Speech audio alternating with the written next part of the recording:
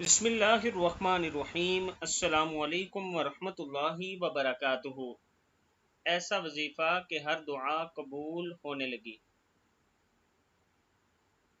نبی کریم صلی اللہ علیہ وآلہ وسلم نے فرمایا، جس شخص کی رات کو آنکھ کھل جائے، جس شخص کی رات کو آنکھ کھلے اور وہ یہ دعا پڑھ لے، لا الہ الا اللہ وحدہ لا شریک لہ، لہ الملک ولہ الحمد وہو علی کل شیء قدیر، الحمد للہ وسبحان اللہ ولا الہ الا اللہ واللہ اکبر ولا حول ولا قوة الا باللہ۔